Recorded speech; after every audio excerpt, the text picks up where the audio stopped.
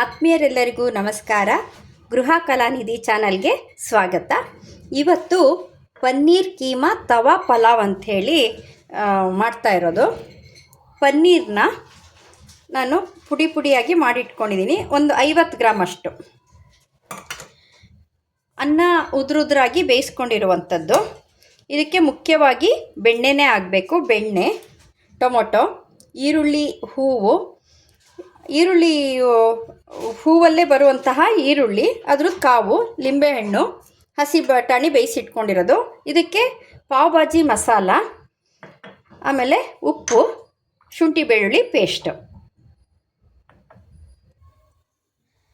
ದಪ್ಪ ತಳದ ಬಾಣಲೆಗೆ ಈಗ ಬೆಣ್ಣೆ ಹಾಕಿದೆ 2 ಚಮಚದಷ್ಟು, ಜೊತೆಗೆ ಒಂದು ಚಮಚದಷ್ಟು ಎಣ್ಣೆ. ಇದು ಕರಗಲಿ. ಬೆಣ್ಣೆ ಕರಗಿದ್ರ ಮೇಲೆ ಈರುಳ್ಳಿ ಕಾವಿನ ಈರುಳ್ಳಿ ಅದನ್ನು ಸಣ್ಣಗೆ ಹೆಚ್ಚಿಟ್ಕೊಂಡಿರುವಂಥದ್ದು, ಜೊತೆಗೆ ಶುಂಠಿ ಬೆಳ್ಳುಳ್ಳಿ ಪೇಸ್ಟ್. ಇಲ್ಲಿ ಮಾಡ್ತಾ ಇರೋ ಪ್ರಮಾಣ ಕಡಿಮೆ ಇರೋದ್ರಿಂದ ಎಲ್ಲ ಪ್ರಮಾಣ ಕಡಿಮೆ ಬಳಸ್ತಾ ಇದೆ.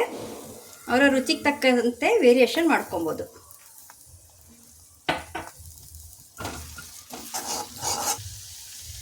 ಅರಿಶಿಣ,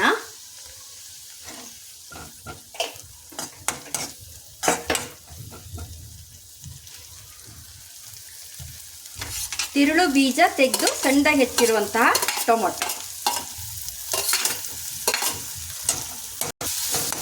ಪನ್ನೀರ್ ಕೀಮಾ ತವಾ ಪಲಾವ್ ಆಗಿರೋದ್ರಿಂದ ಈ ಟೊಮೊಟೊ ಬೆಂದು ಮೆತ್ತಗಾಗಿ ಮ್ಯಾಶ್ ಆಗೋ ತನಕ ನಾವು ಬಾಡಿಸ್ಕೊಳ್ತಾ ಇರಬೇಕಾಗತ್ತೆ.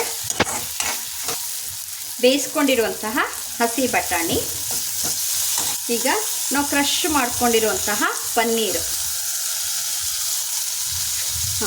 ನಾವು ಇದ್ರ ಜೊತೆಗೆ ಸ್ವಲ್ಪ ಸೋಯಾನು ಸಹ, ಹೈ ಪ್ರೋಟೀನ್ ಬೇಕು ಅನ್ನೋರು ಪನ್ನೀರ್ ಜೊತೆಗೇ ಸೋಯಾ ಸಹ ಕ್ರಷ್ ಬಿಸಿನೀರಿಗೆ ಹಾಕಿ ಅದನ್ನು ಪೌಡ್ರ್ ಮಾಡಿಕೊಂಡು ಅದನ್ನು ಸಹ ಇದ್ರ ಜೊತೆಗೆ ಬಳಸ್ಕೊಬೋದು. ಎಷ್ಟು ಕಲರ್ಫುಲ್ ಆಗಿದೆ, ಪ್ರೋಟೀನ್ ರಿಚ್ ಇದು.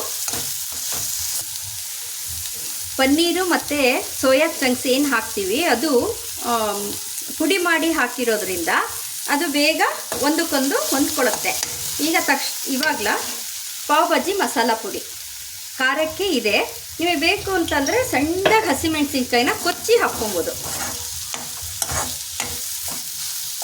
ಪನ್ನೀರ್ ಕೀಮಾ ತವಾ ಪಲಾವ್ ಇಲ್ಲಿ ಬಾಣಲೆ ಆಗಿದೆ, ತವಾನೂ ಬಳಸ್ಕೊಬೋದು ನೀವು. ಇವಾಗ ಉದುರಾಗಿರುವಂತಹ ಅನ್ನ, ಇಲ್ಲಿ ಒಂದು 3/4 ಪಾವಷ್ಟು ಅನ್ನ ಇದೆ.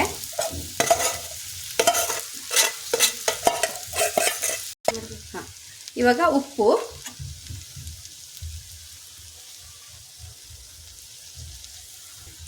ಈರುಳ್ಳಿ ಕಾವು ಸಣ್ಣದಾಗಿ ಹೆಚ್ಚಿಟ್ಕೊಂಡಿರುವಂಥದ್ದು, ಈಗ ಲಿಂಬೆಹಣ್ಣು ರಸ. ಈಗ ಚೆನ್ನಾಗಿ ಮಿಕ್ಸ್ ಮಾಡ್ಕೊಳ್ಳೋಣ. ಪನ್ನೀರ್ ಕೀಮಾ ತವಾ ಪಲಾವ್. ಈ ಪಲಾವ್ಗೆ ಪಾವ್ ಭಾಜಿ ಮಸಾಲಾನೇ ಮೇಯ್ನು ಮಸಾಲೆ, ಮತ್ತು ಪ್ರೋಟೀನ್ ರಿಚ್ ಮೇಯ್ನ್ ಅದನ್ನ ಇಟ್ಕೊಂಡು ಮಾಡ್ತಾ ಇರುವಂಥದ್ದು. ಇದಾಯಿತು. ಕೊನೆಯಲ್ಲಿ ಪಾವ್ ಭಾಜಿ ಮಸಾಲಾನ ಈ ಹೋಟೆಲ್ ಸ್ಟೈಲಲ್ಲಿ ಕೊನೆಗೆ ಉದುರಿಸ್ಬೇಕು. ಇದು ಏನು ಮಾಡುತ್ತೆ, ಕಲರ್ ಕೊಡುತ್ತೆ ಮತ್ತು ಅದರದ್ದು ಅರೋಮಾ ಕೊಡುತ್ತೆ.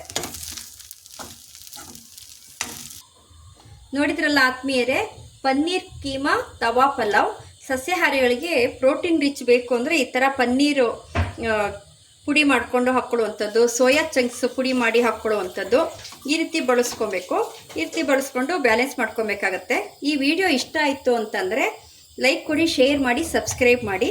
ಇದೇ ಥರ ಟ್ವಿಸ್ಟ್ ಕೊಟ್ಟು ಹೊಸ ಅಡುಗೆಗಳನ್ನು ನಾನು ಮಾಡಿ ತೋರಿಸ್ತೀನಿ. ಧನ್ಯವಾದಗಳು.